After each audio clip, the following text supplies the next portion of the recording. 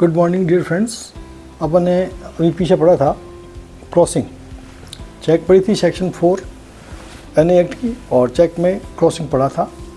अब चलते हैं section 5 bill of exchange. What is bill of exchange? Bill of exchange is a written order which is used especially in case of foreign transactions, and it is a written order to pay the certain amount to the certain person on the in future or on predetermined date, because bill of exchange has generally for 30 days. So predetermined date is 30 days is calculated for the payment, or it may be paid on demand.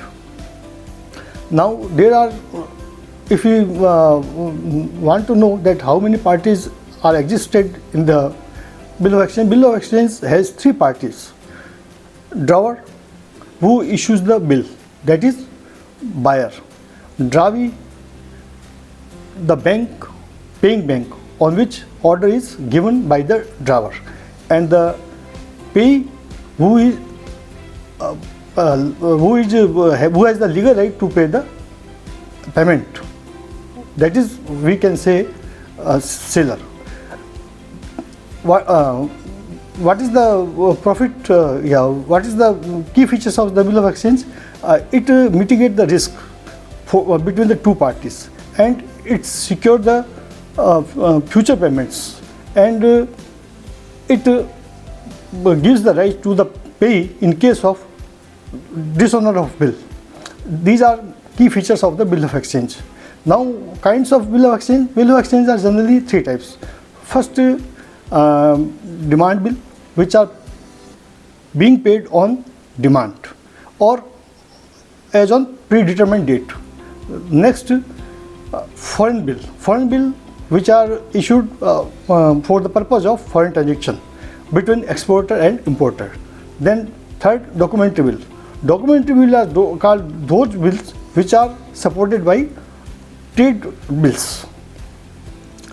This is the bill of exchange of structure.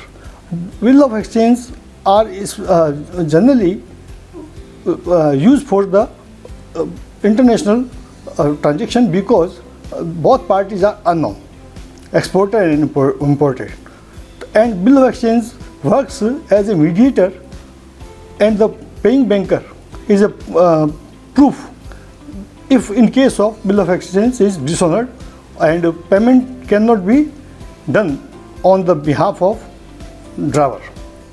Other important key features of the bill of exchange: it mitigating the risk.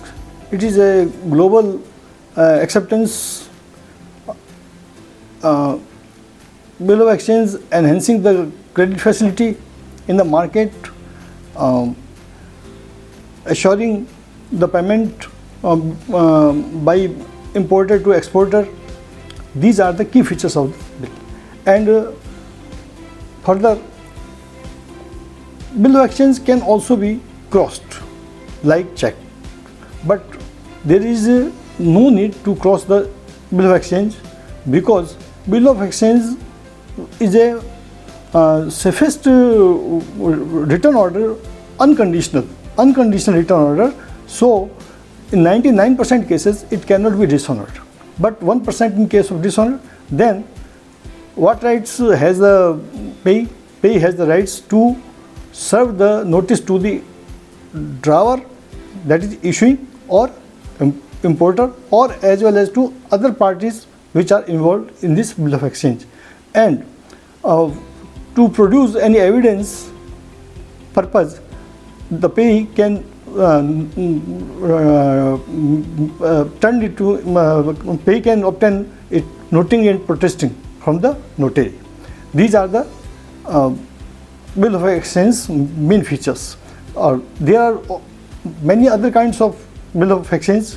3 main: demand bill, foreign exchange bill, documentary bill, that is clean bill, the bill which are not enclosed or annexed with any kind of trade receipt or other, that is clean bill. time bill, etc. One more thing, that when we bill of exchange, date of bill of exchange is calculated for payment, then 3 days for grace is added in the date which arrives for date of payment of bill of exchange.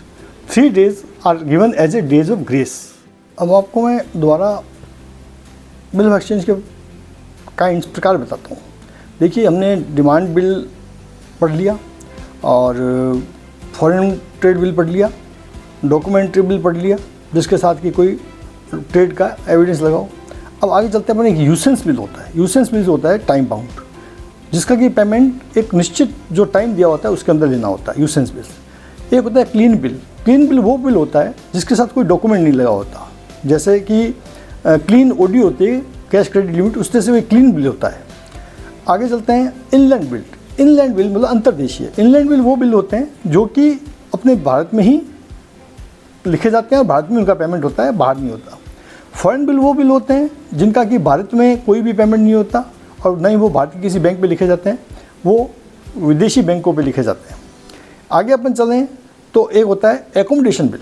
Accommodation bill वो होते हैं जो एक व्यापारी दूसरे व्यापारी की financially सहायता करने के लिए वित्तीय सहायता लिखा जाता है, ये एकोमोडेशन बिल हो गया. एक होता है ट्रेड बिल. ट्रेड बिल जो होता है उसके साथ ट्रेड के डॉक्यूमेंट लगे होते हैं. ये इतने तरह के बिल होते हैं, मतलब documentary bill, demand bill, foreign bill, clean bill, usance bill, accommodation bill, inland bill और आपके ट्रेड बिल. अब अपन चलते हैं, ये आगे एक और चीज़ है कि जैसे अपन ने क्रॉसिंग की बात की थी, तो क्या बिल ऑफ एक्सचेंज को एंडोर्स किया जा सकता है? बिल्कुल. Bill of exchange generally endorsement किए जाते हैं. क्यों किए जाते हैं? इससे जो रिस्क है वो मिटिगेट होती है, रिस्क कम होती है. जैसे जो पेई है उसने आगे एंडोर्स कर दिया तो पेमेंट जो पेई है उसके लिए वो पेमेंट सुरक्षित हो गया. आगे जिसने उसको एंडोर्स किया उसने आगे एंडोर्स कर दिया, तो आखिर वो किसी न किसी जगह पे जाके पेमेंट होता है, लेकिन एंडोर्समेंट इसके अंदर जो है वो जनरली किए जाते हैं. ये आपको इसके लिए समझना ज़रूरी है. दूसरी चीज़, सबसे बड़ी बात ये है कि बिल ऑफ एक्सचेंज जो है ये generally mostly foreign exchange transaction में काम आते हैं. ये मतलब इनलैंड ट्रांजेक्शन के लिए जो है सेम कंट्री में जो है ये बहुत कम लिखे जाते हैं. बाकी फॉरेन ट्रांजेक्शन इम्पोर्टर और एक्सपोर्टर के बीच में ही ये बिल लिखे जाते हैं. बिल ऑफ एक्सचेंज की फॉर्मेट क्या होता है, लैंग्वेज क्या होती है? बिल ऑफ एक्सचेंज में ये होता है, ऊपर डेट लिखी रहती है और साइड में जितने का बिल ऑफ एक्सचेंज होता है उसकी वैल्यू लिखी रहती है, रुपये जितना इतना. बीच में लिखा जाता है आज की दिनांक से 2 महीने पश्चात, 2 महीने या 3 महीने पश्चात या 1 महीने पश्चात जितना भी हो, मुझे या मेरे आदेशानुसार 100 को इतने रुपए चुकाए जाएं जिसका मूल्य मुझे प्राप्त हो चुका है. ये इसकी सिंपल लैंग्वेज होती है, कोई कंडीशन नहीं होती इसमें.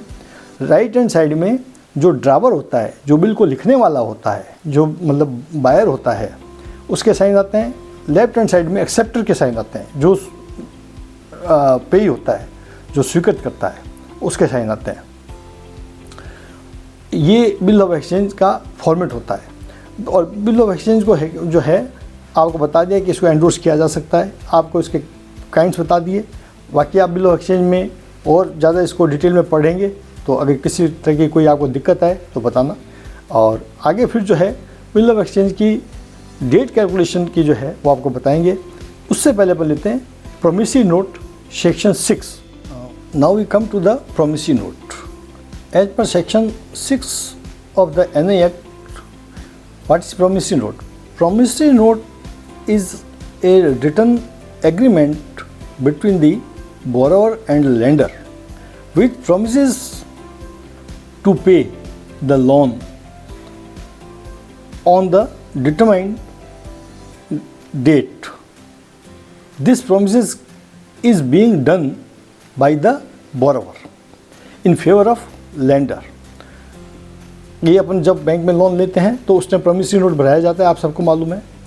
Promissory note is valid even one state to other state also, subject to stamps are affixed for the certain value. Promissory note पे स्टाम्प लगता है, अपन यहाँ लगाते हैं 2 रुपये के 1-1 रुपये की रेवेन्यू स्टाम्प। इस तरह से अगर कोई बड़ा लोन है उस पर जो स्टाम्प लगाते हैं, तो वो अगर स्टाम्प अगर उसके ऊपर बिल्कुल सही वैल्यू के लगे हुए हैं तो वो एक स्टेट से दूसरे स्टेट में भी प्रॉमिसरी नोट जो है वो काम आता है। अब प्रॉमिसरी नोट क्यों लिया जाता है, क्या काम आता है? Promissory notes are a statutory weapon for the lender in case of non-payment of loan by the borrower, because it is a legal document under which the borrower promised to pay the loan. In case of home loan, car loan, and business loan, these loans are this promissory note is annexed with the collateral security. Collateral means in case of home loan, documents of home loans are mortgaged. In case of business loan, then machinery and other shop rent agreement are kept with the documents in the bank, etc. Promissory note is generally in case of unsecured advances also, like personal loan, like in case of staff festival loan. These are not secured loan, these are unsecured loan. But home loan, car loan, business loan, machinery loan are secured loans. So in case of failure of secured loans, the bank can sold the machinery or sold the secured items and can recover the amount. अब promissory note जो है वो कितने तरह के होते हैं? Promissory note जो है वो मुख्यतः 4 तरह के होते हैं। पहला होता है पर्सनल प्रॉमिसरी नोट। ये उस समय काम आता है जब हम किसी फ्रेंड्स या रिलेटिव से अपन कोई बोरोइंग करते हैं तो हम उसके फेवर में प्रॉमिसरी नोट लिखते हैं। दूसरा हो गया आपके commercial promissory note. Commercial promissory note तब काम आता है जब हम किसी कॉमर्शियल ऑर्गेनाइजेशन से लोन लेते हैं, तो उसके साथ अपन बोरोइंग और लेंडिंग का कोई लेन देन करते हैं, तो उसमें कॉमर्शियल प्रॉमिसरी नोट काम आता है। इस तरह से कॉमर्शियल के बाद रियल एस्टेट जो है जनरली आपके जो होम लोन्स है या जनरली जो फिक्स एसेट्स हैं उनका जब लेन देन हम बैंक से करते हैं तो उसमें रियल एस्टेट प्रॉमिसरी नोट काम में आता है। एक होता है investment promissory note. Investment promissory note जो होता है वो जनरली फाइनेंशियली हेल्प के लिए ही लिखा जाता है और ये गवर्न होता है by the law of investment से। तो इसके लिए इसके इन्वेस्टमेंट प्रॉमिसरी नोट के अंदर जो है ये जो इन्वेस्टमेंट किया हुआ अमाउंट है उसको सेव करने के लिए लिखा जाता है। ये 4 तरह के आपके प्रॉमिसरी नोट हैं। अब प्रॉमिसरी नोट के अंदर जो पक्षकार हैं मतलब पार्टीज हैं वो वही है ड्रावर, ड्रावी, पे। ड्रावर वो है जो पैसा लेता है, बोरोवर। ड्रावी वो है जो जिस पे जो है वो बिल जिसको पेमेंट के लिए जो है लिखा जाता है, और पे जो है वो है जिसको पैसा दिया जाना है, पैसा जो लेगा जिसको लीगल राइट है।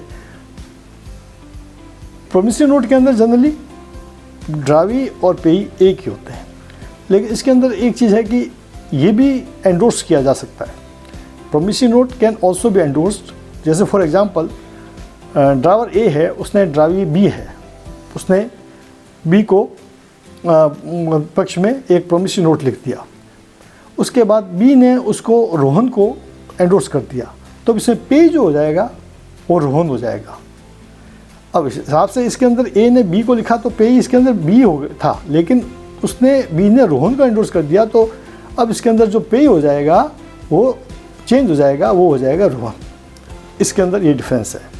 और इस तरह से प्रॉमिसरी नोट जो है वो एक बहुत ही स्ट्रॉन्ग है, क्योंकि ख़ास तौर से जैसा आपको लास्ट वीडियो मैंने बताया था कि जो आपके फिक्स एसेट्स हैं, होम लोन है, कार लोन है, उस केस में बैंक जो है उस प्रॉमिसरी नोट के बेस पे और दूसरे जो अदर हाइपोथिकेशन वगैरह के एग्रीमेंट होते हैं उन बेस पे उनकी जो सिक्योरिटी है, जो होम लोन है, कार लोन है, उनको वो सीज करके उनको वो अपने उसमें पोजीशन में लेके और उनको सेल आउट कर सकता है। प्रॉमिसरी नोट में इसके मुख्य जो लाभ हैं या इसके जो की फीचर्स हैं, सेलिंग फीचर्स, वो ये हैं कि एक तो ये रिटर्न है, लिखित में है। दूसरा पे डिफाइन, इसके अंदर जो अमाउंट है वो बिल्कुल निश्चित रहता है कि कितना चुकाना है। तीसरा इसके अंदर ये जो है अनकंडीशनल है। चौथा साइन डॉक्यूमेंट्स है। पांचवा जो है ये एक निश्चित आदमी को चुकाने के लिए और निश्चित समय पे एक वैलिड डॉक्यूमेंट है, जिसमें कि जो लेंडर है वो पेमेंट नहीं होता तो इसके आधार, इन प्रॉमिसरी नोट्स के आधार पे लीगल एक्शन ले सकता है और अपनी मनी जो है रिकवर करने के लिए सूट फाइल कोर्ट में कर सकता है। और इसकी लैंग्वेज जो है वो ये है, मैं आज की तिथि से फला फला को इतनी EMI, मान लो 120 EMI रुपए इतने की दर से और प्रतिवर्ष इतने की दर से ब्याज अदा करने का वचन देता हूँ। और नीचे इन विटनेस ऑफ गवाह के साइन हो जाते हैं। राइट हैंड साइड में जो है जो प्रॉमिसरी नोट मतलब जो ड्रावर है, जो बोरोवर है, उसके साइन हो जाते हैं। ऊपर डेट आ जाती है। ये इसकी सिंपल लैंग्वेज है। लेकिन एक चीज़ ध्यान रखना कि अगर अपन से ये क्वेश्चन कोई पूछे कि ये जब प्रॉमिस, जिसमें जो नोट है उसमें भी लिखा रहता है कि आई प्रॉमिस टू पे, लिखा रहता है नोट पे आई प्रॉमिस टू पे, वो उसमें भी प्रॉमिस है, इसमें भी ये है कि आई प्रॉमिस, मैं प्रतिज्ञा करता हूँ। लेकिन उसमें जो है वो करेंसी नोट है और वो RBI का गवर्नर साइन करता है और वो कोई ड्राइवर के बीच में कोई ट्रांजेक्शन या कोई एग्रीमेंट नहीं है। वो डायरेक्ट RBI टू पब्लिक को करेंसी प्रोवाइड करने का एक क्या बोलते हैं इसको, एक सिंबल है। नोट क्या है, एक तरह से सिंबल है, जो कि मुद्रा क्या है, जो सरकार द्वारा जिसको मान्यता प्राप्त है।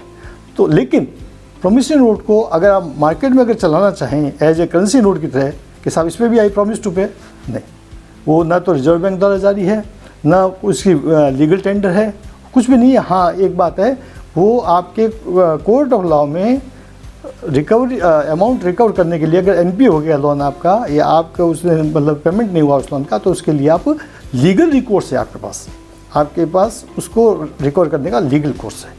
ये प्रॉमिसरी नोट की मेन चीज़ है, ये समझना। ये थोड़ा आप सेक्शन 4, 5 और 6 में थोड़ा सुधार कर लेना। मैंने थोड़ा सा अलग अलग बोल दिया। सेक्शन 4 है आपके प्रॉमिसरी नोट, सेक्शन 5 है आपके बिल ऑफ एक्सचेंज और सेक्शन 6 जो है आपका वो है चेक है। तो प्रॉमिसरी नोट की जो थी सेक्शन 5 वो तो सही है। 4 सेक्शन जो है वो चेक की बजाय है आपके प्रॉमिसरी नोट की, और बिल ऑफ एक्सचेंज की है सेक्शन 5 और चेक की है सेक्शन 6। बाकी इसमें जो आपको बताया है मैंने डिस्क्रिप्शन, उसमें कोई भी अंतर नहीं है, बाकी वो सेम है। Dear friends, today we start the next part of the NIA Act, endorsement. What is endorsement? Endorsement is just in simple language, it is transfer of an instrument to another person by the pay. Just drawer issues a check in favor of pay, and pay wants to transfer of the instrument in favor of any other person, then he means pay makes signature on the back of the check simply, or pay may mention the name of the particular person to whom the payment is to be paid. Now as per 16 section of the NIA Act says that there are various type of endorsements, but 2 endorsements are very common and important. Just blank endorsement and second endorsement in full. Endorsement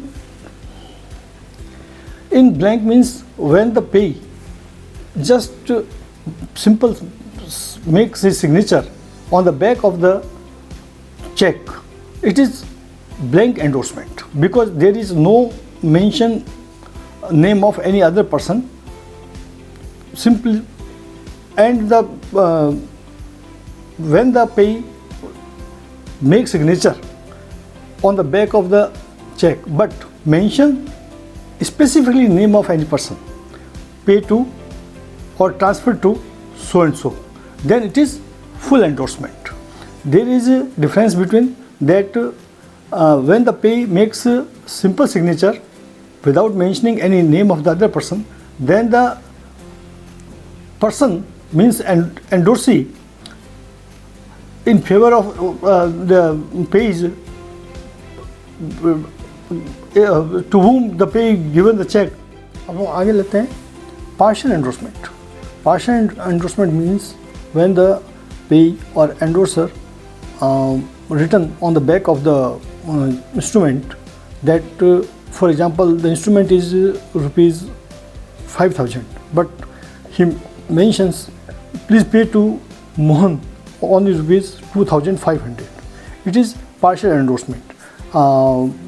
Partial endorsement is not valid because it is the condition of the valid instrument that transfer of full amount must be endorsed. Part amount of the endorsement is not valid. Third endorsement is restrictive endorsement. Restriction, as you know, that is limited. When the payee signs, make his signature on the back of the instrument with a specific, just for example, please pay to Shyam only. Here the specifically name of the Shyam and the words only. It restricts the check to further endorsement. Here the Shyam cannot endorse it further because there is the payee has bound the bank to pay or to transfer in the account of the Shyam. That is restrictive endorsement. Next, conditional endorsement. When the endorser specifically mention any condition on the back of the instrument, then it is called conditional endorsement. And just payee mention that please pay to Hari the amount subject to fulfillment of the submission of the project report. Now, in case of in the absence of the submission of the project report, the Hari cannot be paid. That is it is section 52 of the NIA Act. Next, facultative endorsement. Facultative endorsement is another type of endorsement under which the endorser waive his all rights and transfer to the endorsee. But there is endorser has to obey one thing, that in case of failure of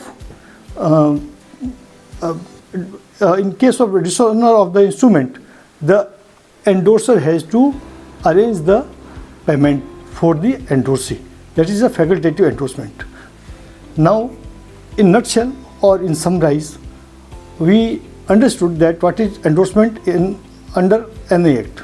Endorsement means when the payee of the instrument either conditionally or specifically or partially or blank or in full written and make a signature on the back of the instrument, it is called the endorsement. Who pays here, payee is called endorser, and in favor of the transfer is done, he or she will be called endorsee. That is the endorsement. Yeah.